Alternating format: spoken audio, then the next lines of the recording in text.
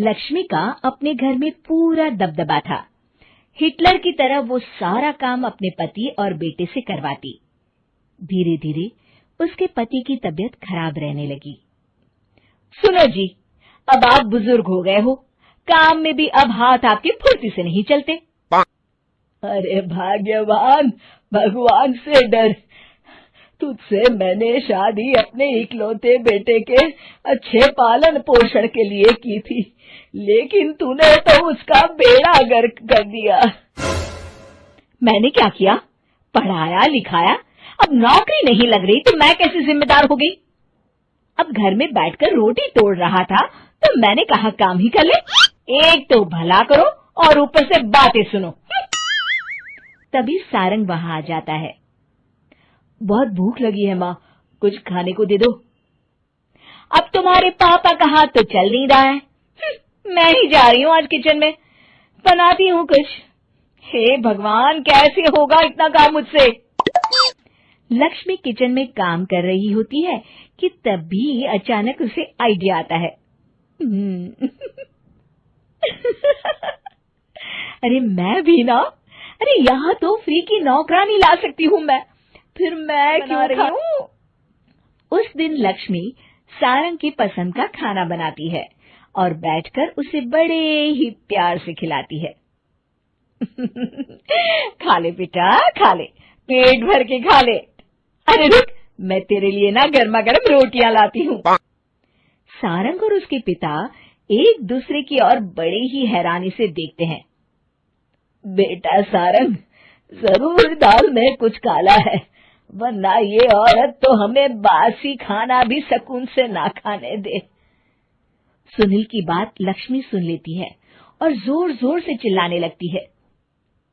अरे हाँ, भलाई का तो जमाना ही नहीं रहा।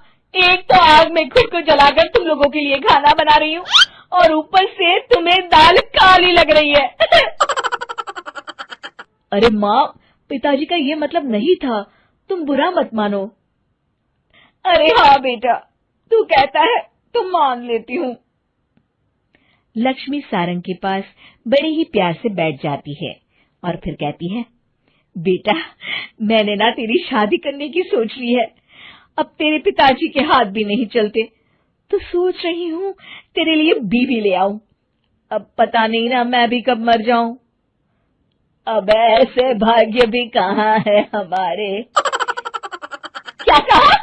अरे हाँ, तुम तो चाहते ही हो कि मैं मर जाऊं, लेकिन मैं अपनी प्यारी बहू का चेहरा देखे बिना नहीं मरूंगी। हाँ माँ, शादी तो मैं कर लूं, लेकिन मैं नौकरी नहीं करता, फिर कोई क्यों देगा मुझे अपनी बेटी?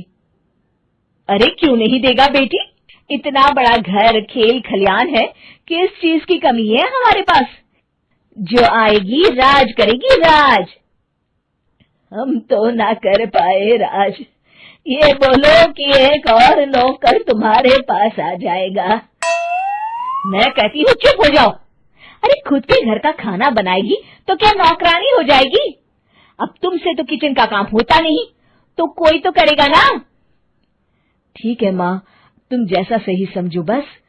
अब मेरी एक शर्त है, लड़की जो भी हो वो दिखने में कैसी भी हो या कहीं की भी हो, बस पढ़ी लिखी होनी चाहिए। अरे हाँ, ला देंगे पढ़ी लिखी बेटा, मैंने कौन सा काम करवाना है उससे। हाँ।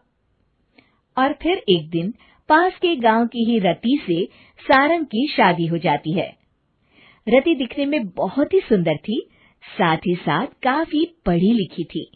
रति को लक्ष्मी के सौतेले होने की बात पता नहीं थी।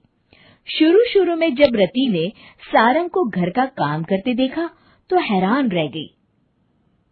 अरे ये तो अच्छी बात है कि आप घर का काम करते हैं, लेकिन मैं तो घर में ही हूं ना, आप क्यों कर रहे हैं जी?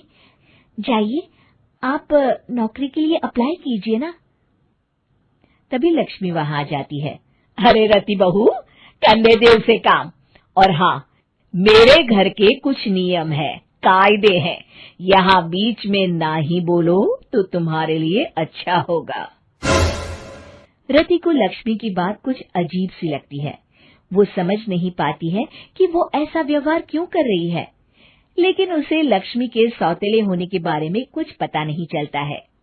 फिर एक दिन तो हद ही हो जाती है।